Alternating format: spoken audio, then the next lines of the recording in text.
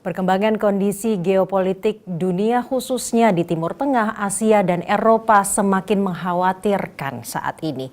Deeskalasi tidak juga kunjung terjadi. Sebenarnya apa yang benar-benar terjadi di kawasan-kawasan tersebut? Lalu bagaimana dampaknya baik bagi dunia maupun khususnya bagi Indonesia? Mengapa kita masyarakat Indonesia harus peduli terhadap konflik-konflik yang terjadi di kawasan-kawasan tersebut? Dan apa peran dan apa yang bisa Indonesia lakukan untuk menjaga perdamaian dunia? Akan saya diskusikan bersama dengan Presiden Republik Indonesia ke-6, Susilo Bambang Yudhoyono. Halo Bapak. Apa kabar? Baik Bapak, apa kabar Bapak? Alhamdulillah baik. Alhamdulillah sehat dan baik ya Pak ya? Sehat jasmani dan rohani, sehat, insya Allah. Baik. Bapak, seperti pembukaan saya tadi bahwa kondisi dunia saat ini tidak dalam kondisi yang baik-baik saja.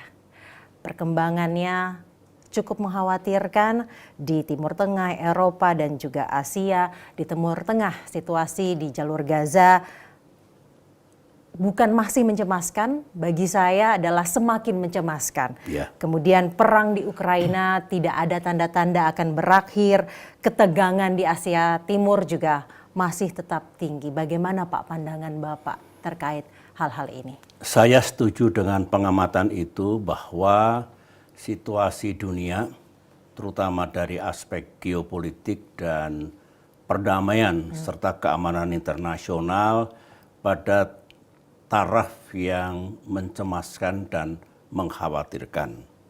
Mengapa saya katakan begitu? Karena apa yang terjadi, yang Mbak Caca sampaikan tadi di Timur Tengah, di Ukraina, di Asia Timur, memang itu memiliki kerawanan yang tinggi. Artinya apa? Setiap saat bisa makin membesar, makin meluas, dan tentu akhirnya buruk untuk dunia kita. Contohnya di Ukraina. Ini perkembangan terakhir bahkan sangat mungkin lebih meluas kalau memang eskalasi antara Rusia dan NATO berkaitan dengan konflik di Ukraina itu makin meningkat, anything can happen. Tentu kita tidak ingin itu terjadi karena dampaknya akan luas, termasuk dampak terhadap perekonomian dunia. Yang kedua, Timur Tengah juga rumit ya, bukan hanya antara Israel dan Palestina, Israel Hamas, tapi juga muncul antara Israel dengan Iran dan juga melibatkan berbagai negara dengan kepentingannya masing-masing. Timur Tengah juga bisa memburuk, mudah-mudahan dalam waktu dekat ada tanda-tanda baik bagi terjadinya gencatan senjata dan insya Allah pengakhiran perang di Gaza atau di Palestina. Asia Timur jangan dianggap bebas dari tension ataupun kekhawatiran kalau terjadi konflik yang meluas dan bisa ada perang. Kalau kita melihat perkembangan situasi di semenanjung Korea, di South China Sea, kemudian hubungan antara Tiongkok dan Taiwan, meskipun Tiongkok menganggap Taiwan adalah bagian integral dari negaranya, tetapi tensions masih tinggi. Belum kalau kita bicara Asia Timur, ada juga faktor Amerika Serikat, faktor Rusia, dan negara-negara lain di kawasan ini. Poin saya adalah 3 kawasan ini menjadi ajang benturan kepentingan negara-negara penting, negara-negara besar, baik itu major powers maupun superpower. Oleh karena itu kita berharap dan dunia harus berupaya, bukan hanya perserikatan bangsa-bangsa, tapi semua peduli dan sama-sama mencari solusi. Kalau itu dapat kita lakukan, pasti paling tidak kita bisa mencegah memburuknya situasi. Syukur-syukur kalau terjadi solusi damai. Itu pengamatan saya dan saya setuju dengan yang Mbak Caca sampaikan tadi, dangerous, vulnerable, dan mudah-mudahan bisa dicegah untuk tidak makin memburuk. Berbicara mengenai mencegah agar tidak semakin memburuk, ini harus dilakukan upaya bersama, itu artinya seperti yang Bapak bilang harus adanya kepedulian. Yeah. Namun bagi masyarakat Indonesia, konflik-konflik tersebut yang terjadi di 3 kawasan ini kan terjadi di luar wilayah Indonesia. Untuk meningkatkan kepedulian tentunya kita harus mengetahui sebenarnya apa sih Pak dampak untuk Indonesia itu sendiri dan kemudian kenapa kita harus peduli dengan konflik-konflik yang terjadi di sana Pak? Saya berpendapat Indonesia kita memang mesti peduli dan syukur-syukur bisa menjadi bagian dari solusi, ikut mencarikan solusi atas ketiga konflik yang tengah berkecamuk di Eropa, di Asia, dan di Timur Tengah itu. Yang pertama, ingat kita punya konstitusi, Undang-Undang Dasar 1945 yang mengamanatkan kepada kita semua bangsa kita untuk ikut aktif dalam ketertiban dunia. Berdasarkan kemerdekaan, perdamaian abadi, berarti peace di situ, dan keadilan sosial. Jadi kita diamanatkan untuk tidak acuh, tapi peduli apa yang terjadi di dunia ini. Dan insya Allah benar-benar kita menjadi bagian dari solusi. Nah yang kedua, jangan lupa bahwa kita ini dalam perkembangan zaman yang mesti kita syukuri, sekarang menjadi negara terbesar di ASEAN. Jangan lupa pula sejak 2008 kita menjadi anggota G20, G20. Kita sekarang ini disebut regional power di Asia, tapi juga global player karena bagian dari G20. Nah, kalau kita punya standing seperti itu dengan power yang makin besar yang kita miliki, kita punya tanggung jawab. Ingat ada film namanya Spider-Man, ada dialog itu Uncle Ben mengatakan with great power comes great responsibility. Artinya dengan kekuatan, dengan kekuasaan yang besar jangan lupakan tanggung jawabnya. Nah yang ketiga, kita juga peduli pada aspek kemanusiaan. Tentu tidak mungkin kita berdiam diri melihat korban berjatuhan di Gaza, di Palestina sekarang ini for the sake of humanity. Kita peduli. Dan kemudian jangan lupa apa yang terjadi di dunia ini langsung atau tidak langsung, besar atau kecil, punya pengaruh terhadap Indonesia. Misalnya dari sisi ekonomi.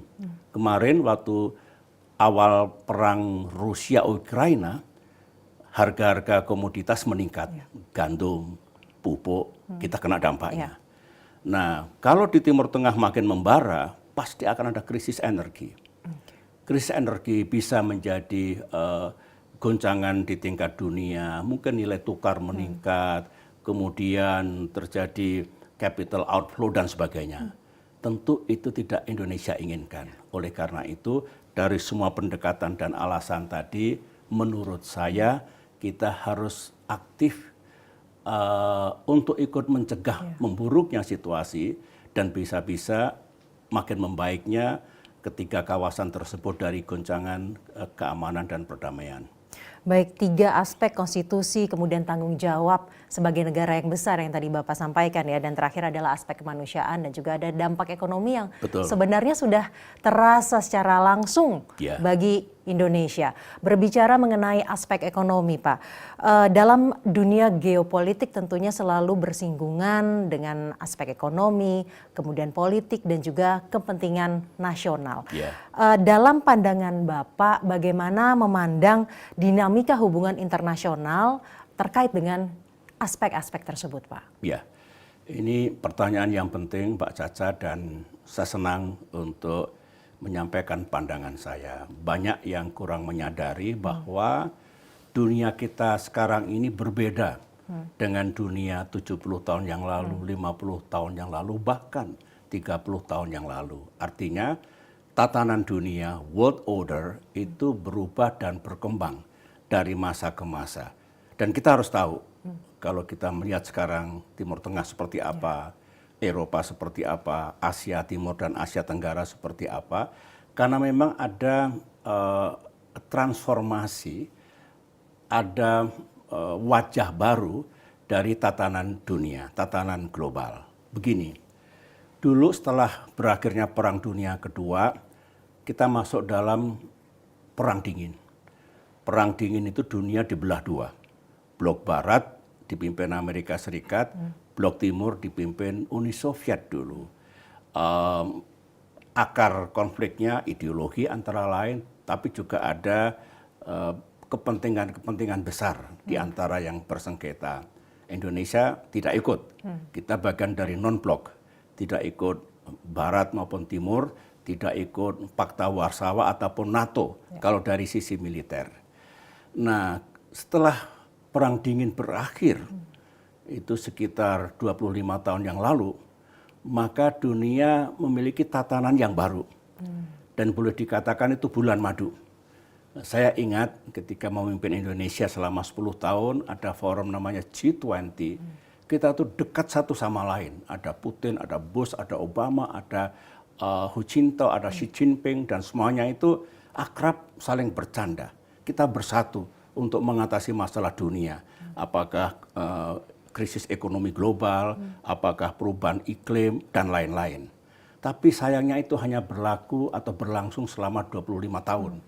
Sekarang kita masuk tatanan yang baru yang memunculkan kutub-kutub baru. Kalau dulu setelah Perang Dingin berakhir boleh dikatakan Amerika dominan, Barat dominan. Sekarang ini banyak polar-polar kekuatan dunia. Amerika masih menjadi salah satu leader, tapi China, Tiongkok juga menjadi new leader, dan Putin yang ingin mengembalikan kejayaan Rusia seperti era dulu, ini juga muncul sebagai pemimpin dunia yang baru. Tanpa kita sadari, apapun yang terjadi di tiap kawasan, termasuk geopolitik, termasuk ekonomi, dan aspek lain bahkan teknologi, itu peran tiga negara itu sangat penting. Mereka ingin menjadi leader, mereka ingin dominan. Mereka ingin memberikan pengaruhnya yang kuat kepada dunia, negara-negara lain. Oleh karena itu, nampaknya sekarang ini konflik dimanapun utamanya yang sedang berlangsung, tidak mungkin lepas dari pengaruh dan kepentingan negara-negara besar itu maupun middle power yang lain. Jadi makin rumit, makin kompleks, tidak hitam putih seperti dulu, sehingga kita harus cermat mengetahui apa penyebab memburuknya situasi di Timur Tengah, agar solusi kita tidak salah, statement kita tidak salah. Kalau kita berdiplomasi, diplomasi kita juga tepat. Begitu pandangan saya. Baik, berbicara mengenai Timur Tengah, Pak, kondisinya saat ini kalau buat saya ya Pak, semakin mengkhawatirkan, semakin memanas. Nah, saya juga ingin bertanya mengenai pandangan Bapak terkait dengan kondisi saat ini di Timur Tengah. Namun kita harus jeda terlebih dahulu Pak. Kita akan iklan dulu, nanti saya akan kembali berdiskusi dengan Bapak. Tetaplah bersama kami dalam special interview with Presiden ke-6 Republik Indonesia, Susilo Bambang Yudhoyono.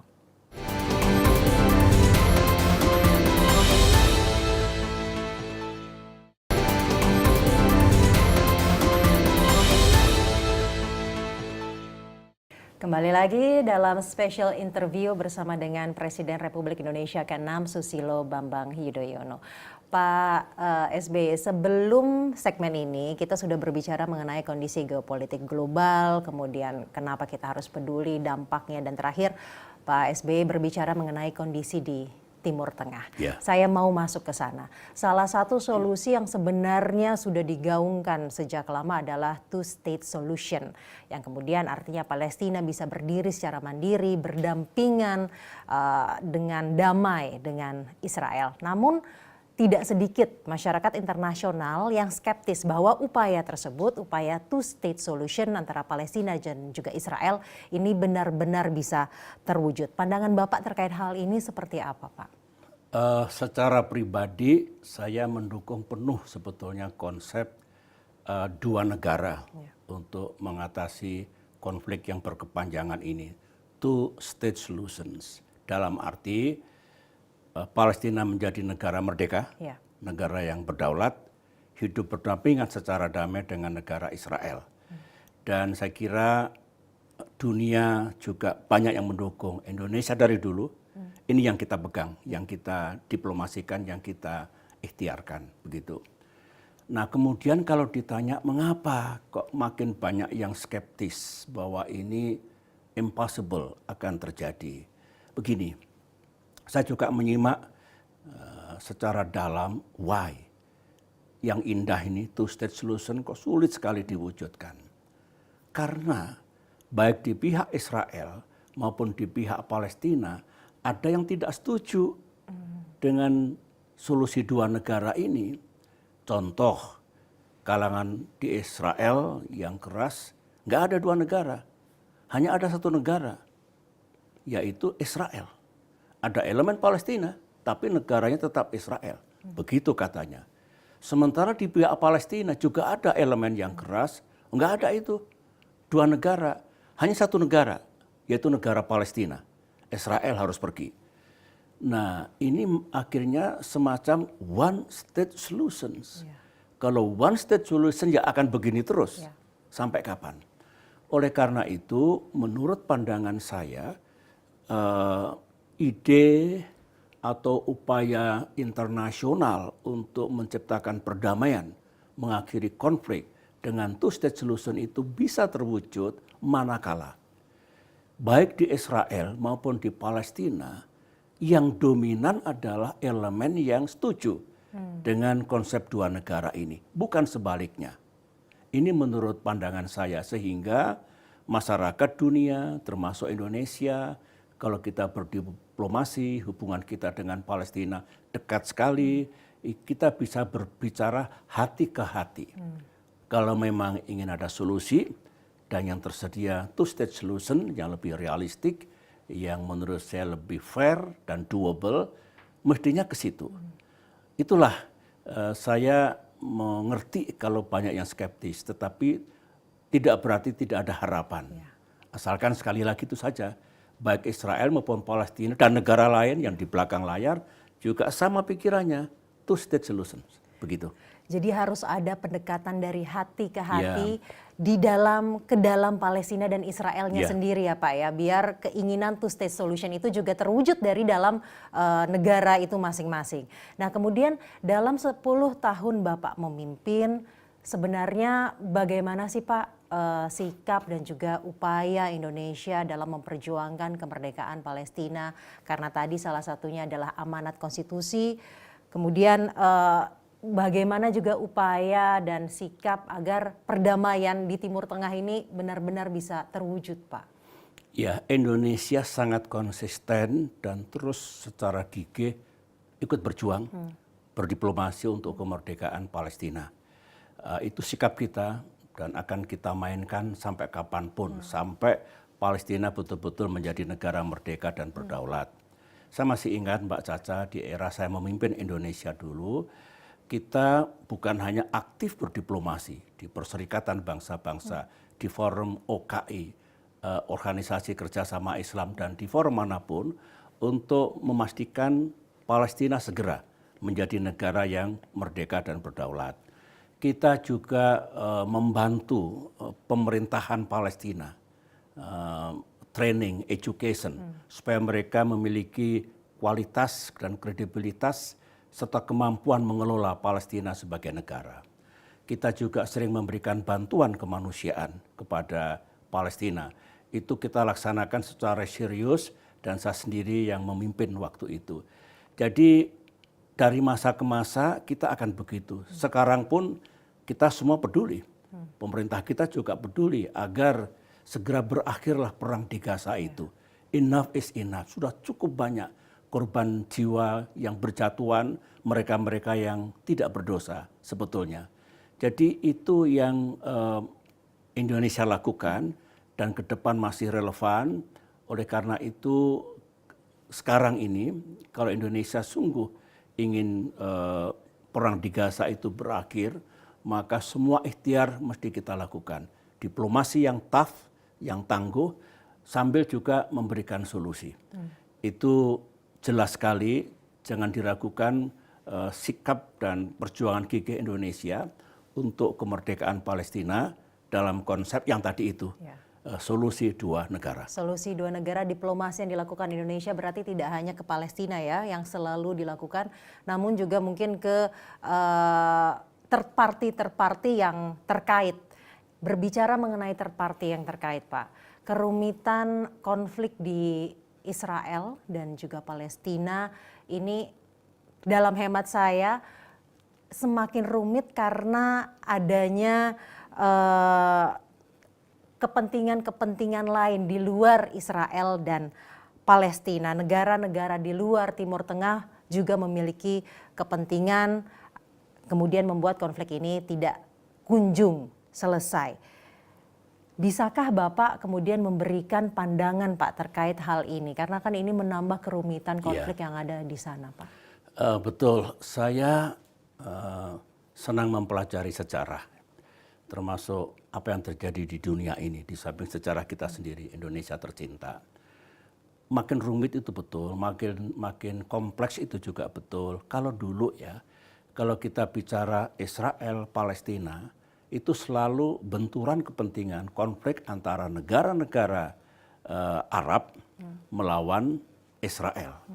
Ada 3 peperangan yang terkenal, Perang 1948, Israel melawan 7 negara Arab. Kemudian Perang 1967 yang disebut dengan Perang 6 Hari, Six Day War, itu Israel berhadapan dengan 3 negara Arab. Tahun 73 itu namanya Yom Kippur War. Israel berhadapan dengan 2 negara Arab. Garisnya jelas, Arab lawan Israel. Nah, sekarang sudah tidak begitu lagi. Sudah makin berkembang dan yang punya kepentingan terhadap Timur Tengah juga makin banyak. Tentu Israel dan Palestina, negara-negara Arab, tapi jangan lupa ada juga Iran, ada Turki, ada Amerika Serikat, ada Rusia, dan banyak lagi. Sehingga dulu yang amat jelas yang disebut dengan konflik itu atau confrontation line sekarang menjadi banyak sekali. Karena kepentingan juga berubah dan berkembang. Contohnya begini, memang ada rivalitas di Timur Tengah. Ada juga perebutan pengaruh di Timur Tengah oleh negara-negara di kawasan itu maupun negara di luar kawasan yang saya sebutkan tadi contohnya. Saya ambil contoh ya, waktu terjadi atau eskalasi konflik antara Israel dengan Iran yang kemarin terjadi, disposisi atau posisi negara-negara di kawasan itu berbeda-beda. Kalau dulu amat jelas, tentu lebih banyak anti-Israel, kemudian pro yang lawannya Israel.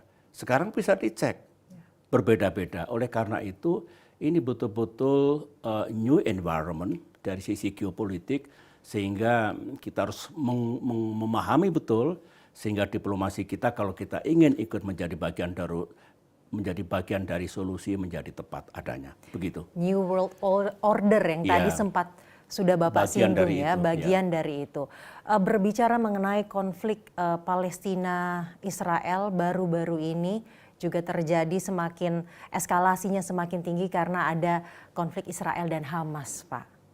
Nah, saya mau bertanya lebih jauh mengenai hal itu karena ada mispersepsi di masyarakat terkait konflik antara Hamas, Israel, Palestina dan juga Israel. Namun pertanyaan saya harus saya simpan terlebih dahulu Pak karena kita harus jeda terlebih dahulu, nanti saya akan kembali berdiskusi dengan Bapak. Tetaplah bersama kami di special interview bersama dengan Presiden Republik Indonesia ke-6 Susilo Bambang Yudhoyono.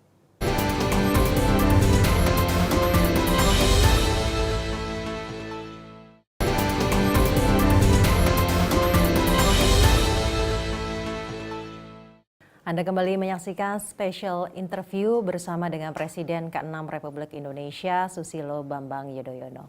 Pak SBY, tadi kita sudah berbicara lebih mikro ya Pak mengenai konflik di Israel dan Palestina. Ini lebih kekinian lagi Pak karena mispersepsi masih banyak terjadi ternyata bahwa akar masalah konflik yang terjadi di Israel Palestina adalah konflik berbasis agama. Sebenarnya bagaimana sih Pak? Yang paling betul adalah konflik antara Israel dan Palestina itu bukan konflik agama.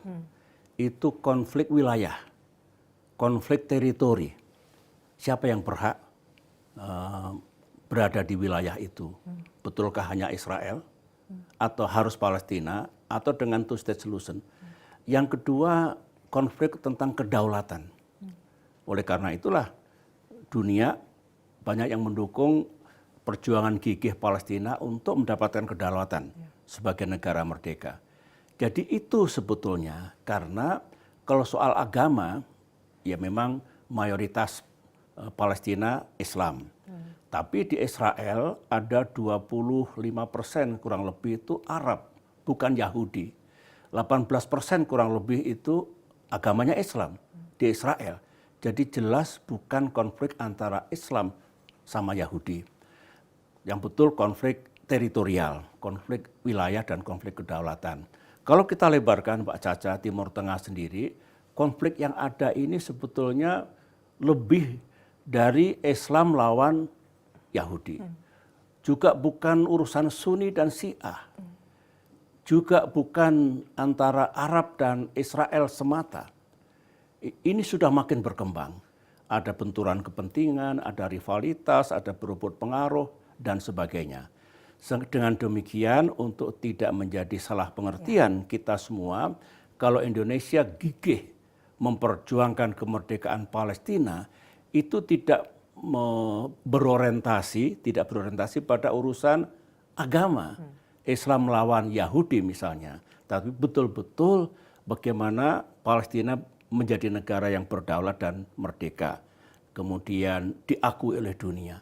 Itu perjuangan besar kita. Dengan demikian kita pas dalam berdiplomasi dan tidak menimbulkan salah tafsir di antara saudara-saudara kita di Indonesia. Konflik teritori dan kedaulatan Palestina itu yang sebenarnya menjadi akar permasalahan antara Israel dan Palestina. Yang terbaru Pak, pada tanggal 7 Oktober 2023, Hamas melakukan serangan ke Israel secara besar-besaran ke wilayah Israel, kemudian dibalas oleh Israel yang juga menyerang secara besar-besaran ofensif. Dari serangan-serangan yang dilakukan oleh Israel, ini kemudian dampaknya ternyata eksesif. Jadi masyarakat internasional berpendapat apa yang dilakukan Israel ini sudah berlebihan. Karena korban jiwanya ini berjatuhan tidak hanya di jalur Gaza namun juga di luar jalur Gaza. Sehingga dikatakan berlebihan. Menurut pandangan Bapak sebenarnya dengan serangan-serangan yang begitu ofensif, yang begitu masif, korban jiwa berjatuhan di mana-mana. Akhir atau tujuan akhir dari Israel ini apa sih Pak? Ya, itu sangat menarik Mbak Caca. Saya membacanya begini ya, memang barangkali Israel merasa kecolongan, terdadak, dipermalukan karena tiba-tiba diserang oleh elemen dari Palestina. Sebagian besar mengatakan Hamas, yang mengakibatkan 1.200 penduduk Israel tewas, ada 250 sekitar itu yang disandera oleh Hamas. Ini bagi mereka suatu humiliation lah yang tinggi. Akibatnya mereka melakukan serangan balas, serangan besar-besaran. Awalnya dunia mengatakan yang dilakukan Israel itu semacam self-defense, pertahanan diri. Dan dalam doktrin militer boleh untuk mempertahankan dirinya dia menyerang balik ataupun pengejaran, itu namanya hot pursuit di dalam doktrin perang ataupun doktrin militer. Tapi persoalannya Israel ini menurut saya sudah melampaui batas kepatutan, too far and too much. Menurut saya banyaknya korban, sekarang hampir 40.000 di pihak Palestina. Dan sebagian besar justru mereka yang tidak termasuk kombatan, penduduk sipil, anak-anak, bayi, orang tua dan sebagainya. Dan sepertinya Israel tidak menjadi masalah. Ada korban begitu banyak, padahal itu bertentangan dengan hukum perang, hukum humaniter, hukum konvensi Jenewa dan aspek kemanusiaan. Oleh karena itu saya setuju, tentu Indonesia setuju kalau dunia dengan sangat serius menekan Israel, tentu dengan segala upaya untuk segera dilakukan ceasefire dan menuju ke berakhirnya peperangan yang ada di Gaza itu. Jadi menurut saya ini tidak cukup berkategori hanya membalas apa yang dilakukan oleh Hamas pada tanggal 7 Oktober tahun lalu itu. Ya, dan kemudian kalau kita lihat secara mendalam lagi, sebenarnya apa sih? Dunia sudah seperti ini, semua mengecam Israel. Tetapi kok Netanyahu masih ingin meneruskan peperangannya, menyerang sekarang ofensif di bagian Rafah ya, bagian selatan dari Palestina. Karena ini pikiran saya, Netanyahu lebih memilih pencapaian tujuan militer. Tujuan militer itu menghancurkan Hamas, katanya ada 4 batalion di situ, menghancurkan infrastruktur militernya, mesin perang, termasuk yang ada di bawah tanah, sebagai tujuan dari apa yang dilakukan Israel. Netanyahu lupa bahwa itu tujuan militer, tapi kan ada tujuan nasional juga. Apa itu tujuannya? Nah, jangan lupa pula mendengarkan pandangan dunia, international call, bahwa itu sekali lagi sudah melampaui batas kemanusiaan, human suffering, penderitaan manusia luar biasa. Oleh karena itu mesti segera diakhiri, dan posisi Indonesia di situ. Ya. Saya yakin posisi saya apalagi di situ. Baik, pandangan dunia ini tentunya sudah masif ya Pak terjadi, boikot terhadap produk-produk Israel di mana-mana. Aksi yang dilakukan oleh seluruh masyarakat dunia di berbagai negara. Terakhir aksi yang dilakukan oleh para mahasiswa Pak di Amerika Serikat yang begitu besar. Kemudian upaya-upaya diplomasi juga tentunya diambil oleh berbagai negara. Saat ini sedang berlangsung prosesi negosiasi perdamaian, mediasi antara Israel dan Hamas di Mesir dan juga Qatar. Menurut Bapak, prospek perundingan ini seperti apa? Apakah benar-benar bisa menghasilkan gencatan senjata atau ceasefire selamanya atau seperti apa Pak? Ya, saya melihatnya begini, paling tidak ini ada harapan baru, new hope. Bahwa ada tanda-tanda untuk segera terjadi gencatan senjata menuju ke penghentian perang. Mengapa saya berpendapat begitu? Saya kira Hamas sekarang sangat menyadari bahwa sudah terlalu banyak korban jiwa yang tidak dibayangkan sebelumnya barangkali, sebagaimana pengamatan dunia dan pengamatan kita semua, maka untuk pengakhiran perang ceasefire barangkali mereka juga punya keinginan untuk itu. Israel sendiri, ini saya kira juga sudah banyak yang dilakukan yang merepotkan posisi dia di mata dunia ataupun di mata kawasan. Tentu tidak mungkin dia bisa membiayai perang berkepanjangan dengan apa yang dilakukan oleh Israel sekarang ini. Sehingga meskipun dia merasa belum selesai tujuan perangnya, tetapi mereka juga harus realistik juga. Oleh karena itu, kita memberikan penghargaan yang tinggi, dunia harus, terhadap para mediator, misalkan Mesir, Qatar, dan di belakang itu juga Amerika Serikat, yang betul-betul mendesak kedua belah pihak untuk berkompromi, agar segera terwujud gencatan senjata dan pengakhiran perang. Cuma begini, saya punya banyak pengalaman Mbak Caca dalam memimpin dan terlibat langsung dalam resolusi konflik di dalam negeri, urusan Sampit, urusan Poso, Ambon, Aceh, Papua, Atambua. Saya juga ikut menengahi konflik antar negara, misalkan dulu sebagai Chair of ASEAN, ada konflik Kamboja sama Thailand. Saya juga pernah menjadi peacekeeper di Bosnia, menengahi mereka-mereka yang sedang berkonflik satu sama lain. Begini, biasanya kalau negosiasi seperti sekarang untuk peace deal, gencatan senjata, masing-masing ingin lebih menang. Nah kalau begitu nggak akan tercapai, harus bersedia take and give, berkompromi. Masing-masing bersedia mundur satu langkah ke belakang. Nah di situ baru ketemu. Mudah-mudahan hari-hari sekarang ini di Kairo terjadi kesepakatan bulat seperti itu, kan semua harus kasihan lah, maksud dibiarkan berjatuhan korban setiap harinya itu. Jadi saya mengatakan ada harapan baru, sangat mungkin terjadi gencatan senjata sambil mengingatkan semua harus betul-betul bersedia untuk berkompromi dan saling memberi dan menerima. Namun Pak, di tengah harapan yang baru ini agar gencatan senjata terjadi, ternyata ketegangan dan juga konflik di kawasan semakin meluas. Kalau kita ingat pada tanggal 1 April kemarin, Israel menyerang konsulat Iran di Damaskus, kemudian pada tanggal 13 April, Iran membalas serangan tersebut kepada Israel. Bagaimana pandangan Bapak terkait hal ini, Pak? Ya, itu salah satu yang mencemaskan ya, kalau makin memburuk hubungan antara Israel sama Iran untuk kepentingan perdamaian di kawasan.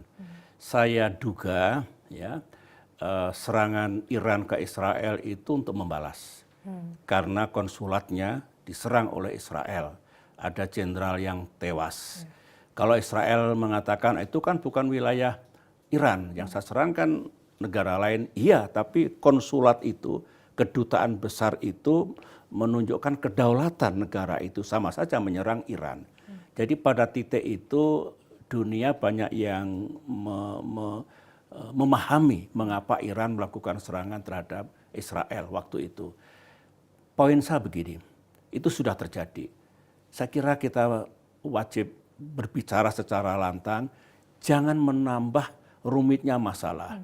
Mudah-mudahan cukuplah sekali kemarin itu. Tidak ada lagi serangan balas dari Iran, serangan balas dari Israel, dibalas lagi oleh Iran, sampai kapan?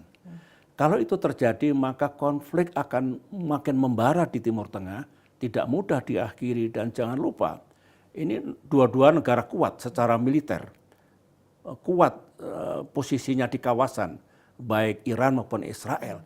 Kalau mereka terlibat perang terbuka secara langsung, saya kira kerugian, korban, termasuk korban jiwa akan diderita oleh kedua negara itu.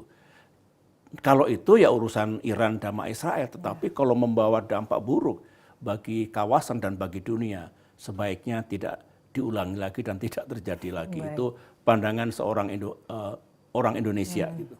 Semoga harapan yang tadi gencatan senjata ini benar-benar bisa meredakan ya. Iya. Konflik ketegangan di kawasan Timur Tengah.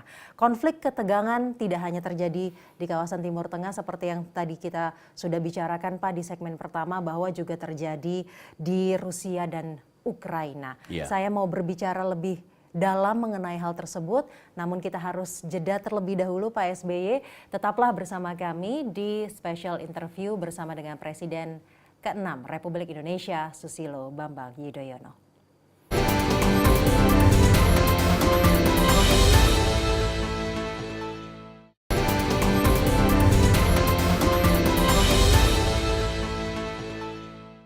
Anda kembali menyaksikan special interview bersama dengan Presiden ke-6 Republik Indonesia, Susilo Bambang Yudhoyono. Pak SBY, tadi kita sudah berbicara mengenai kondisi dunia secara umum. Terakhir kita berbicara di segmen sebelumnya mengenai kondisi di Timur Tengah. Saya mau beralih kondisi Rusia dan Ukraina. Perkembangannya soalnya semakin mengkhawatirkan ya Pak, semakin memanas karena situasi terakhirnya Presiden Vladimir Putin ini memerintahkan latihan senjata nuklir taktis. Ini sebenarnya respon dari pemikiran NATO yang merencanakan akan mengirim pasukan ke Ukraina. Sebenarnya apa sih Pak yang terjadi? Ya, saya juga mengikuti Mbak Caca itu. Memang dalam peperangan, dalam geopolitik yang memanas, itu namanya gertakan, ancaman itu selalu ada. Itu biasalah gitu. Cuma ancaman dan gertakan ini menjadi lain kalau kita mengetahui bahwa yang berhadap-hadapan ini dua kekuatan besar dunia. Saya tahu Presiden Putin memerintahkan militernya untuk melakukan drill atau geladi atau pelatihan menggunakan senjata nuklir taktis untuk diarahkanlah kepada pasukan NATO yang masuk ke Ukraina, kira-kira begitu. Itu cara berpikir Putin. Nah, sementara saya juga mendengar Presiden Macron dari Prancis mengatakan yang intinya ya bisa saja kalau perang makin memburuk, Ukraina makin repot, tentara NATO bisa datang ke negara itu. Begitu katanya. Kemudian Menlu Inggris, David Cameron, saya juga kenal, waktu Cameron menjadi Perdana Menteri dulu, karena pernah bekerja sama, itu mengatakan yang intinya, Ukraina, senjata yang kami kasihkan ke Anda dari NATO, bisa saja digunakan untuk menyerang sasaran-sasaran militer di Rusia. Ini asal muasalnya. Kalau hanya gertakan, hanya ancaman, okelah. Tetapi jangan sampai itu menjadi kenyataan. Karena begini, Mbak Caca, kita mengenal istilah tabu atau no-go. Dulu begini, waktu Perang Dingin, kalau Amerika berperang di suatu tempat di Vietnam misalnya, Uni Soviet tidak akan masuk ke situ. Khawatir terjadi perang besar, perang dunia. Rusia perang di Afghanistan, Amerika tidak masuk ke situ. Jadi sama-sama menahan diri. Nah, sekarang kalau skenario itu terjadi, berarti kan NATO ada Amerikanya berhadapan langsung dengan Rusia. Anything can happen. Akan menjadi perang Eropa dan perang dunia ketiga. Oleh karena itu, seruan kita adalah cukuplah dengan gertakan dan ancaman, jangan menjadi kenyataan karena dampaknya akan buruk sekali. Apakah Pak artinya akar masalah dari konflik Rusia dan Ukraina ini adanya atau kurangnya strategic trust antara Rusia dan NATO? Setujukah Bapak dengan pendapat itu? Sebetulnya strategic trust itu harus dimiliki oleh siapapun untuk mencegah perang dan juga untuk mengakhiri perang. Yang disebut dengan trust deficit, karena atau kalau saling tidak mempercayai, trust deficit yang ada mudah sekali perang. Atau perang nggak bisa diakhiri. Ya terus terang sekarang ini antara Rusia dengan Amerika boleh dikatakan strategic trust-nya rendah sekali. Trust deficit yang ada. Amerika dengan Tiongkok juga demikian. Ini tidak bagus tentunya. Nah, meskipun ada urusan trust ya, trust deficit misalnya, tapi memang masing-masing ada alasannya mengapa ada perang di Ukraina. Gitu. Rusia merasa terdesak oleh ekspansi NATO, invasi NATO, dan kemudian ya itulah terjadi perang. Kemudian di Asia Timur begitu juga ada urusan Tiongkok dengan Taiwan, Korea, Laut Tiongkok Selatan.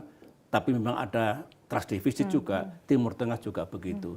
Memang bukan faktor utama, tapi faktor penting untuk mencegah perang dan mengakhiri perang. Pesan kita ini ideal barangkali, tapi bukan tidak berarti tidak bisa dilaksanakan. Bangunlah trust di antara negara-negara. Jadi trust building menjadi sangat penting. Nah, Bapak dari kacamata pandangan Bapak yang pernah mengemban tugas sebagai Chief Military Observer di Bosnia, sebenarnya bagaimana memandang dan juga melihat prospek perdamaian terjadi di Ukraina dan Rusia, dan yang penting juga Pak, sebenarnya PBB seharusnya bisa melakukan hal apa sih Pak dalam konflik ini? Iya, PBB sebenarnya selalu memiliki peluang dan memiliki pula peran untuk bisa mengakhiri perang di Ukraina, ya meskipun selalu tidak mudah, tapi dia juga punya tanggung jawab. Tapi begini Mbak Caca ya, saya juga aktif dulu bekerja sama dengan Perserikatan Bangsa-Bangsa. Indonesia pernah menjadi anggota Dewan Keamanan PBB. Itu usulan apapun, kalau ada yang memveto, batal. Ada usulan perdamaian di Ukraina, Rusia nggak suka diveto, nggak bisa. Atau demikian juga usulan yang Rusia setuju, Amerika nggak bisa. Ada juga Prancis dan Inggris yang juga punya hak veto. Tidak semudah itu. Tetapi begini, kalau memang akhirnya insya Allah terjadi perdamaian, maka saya setuju. Harus ada peacekeeping mission mengawasi untuk tidak berperang lagi, tidak bertempur lagi.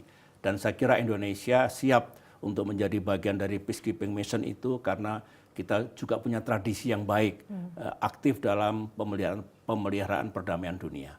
Berbicara mengenai upaya-upaya Indonesia dalam menjaga perdamaian dunia, Pak, tentunya kan banyak yang sudah dilakukan dan bisa dilakukan oleh Indonesia.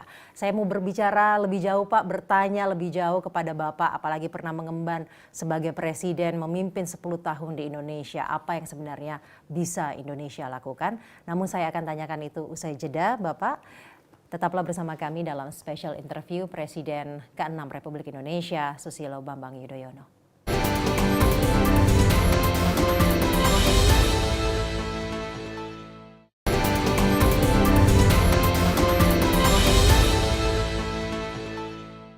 Anda kembali menyaksikan special interview bersama dengan Presiden ke-6 Republik Indonesia, Susilo Bambang Yudhoyono.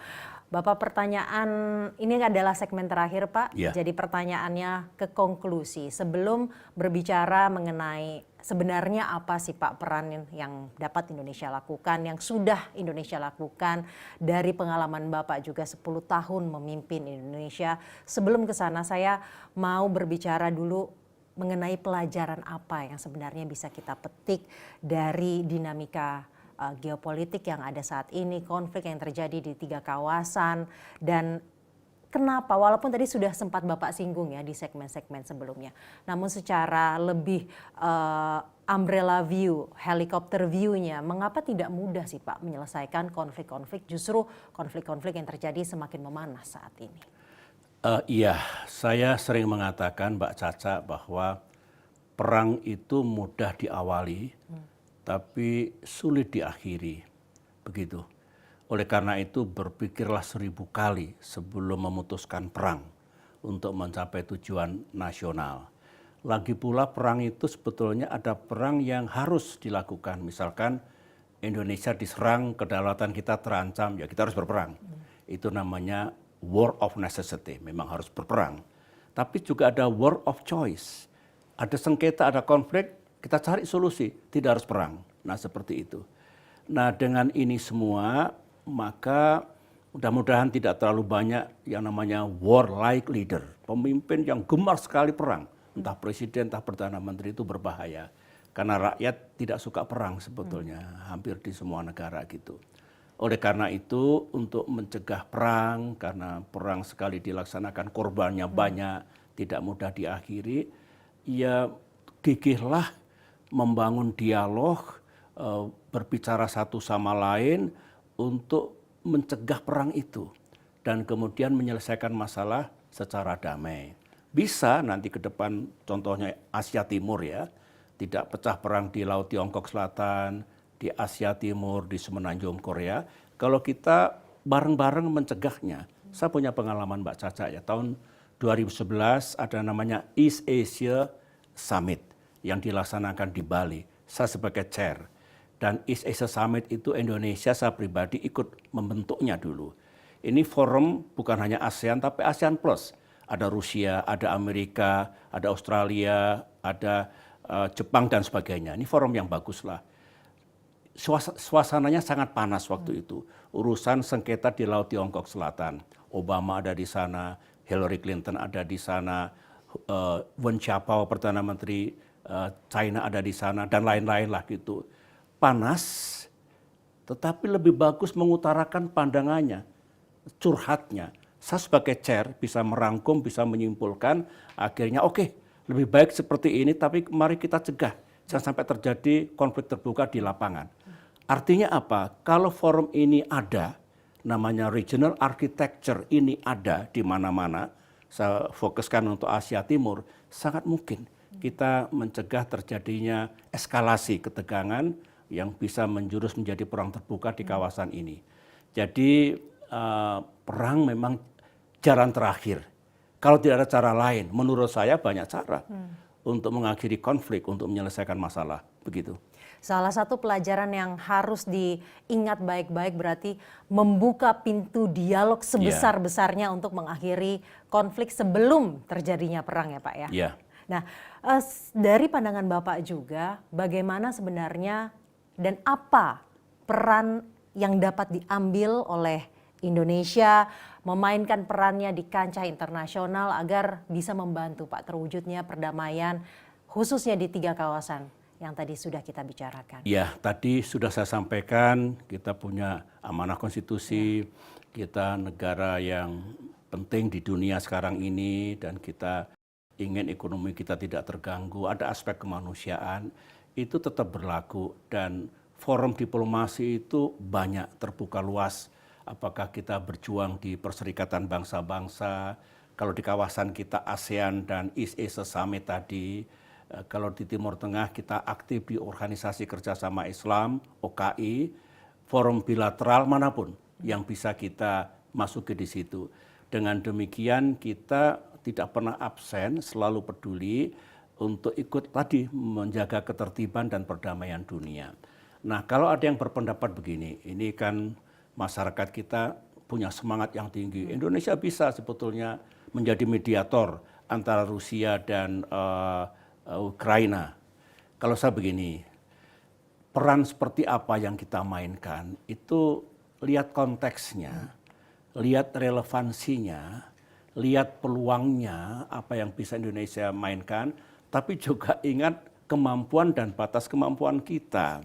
Kalau kita ingin menjadi mediator urusan sengketa Laut Tiongkok Selatan, cocok, tepat. Kita negara terbesar di ASEAN, itu urusan ASEAN utamanya dengan Tiongkok. Kalau toh melebar sedikit ke Asia Timur, masih ada relevansinya.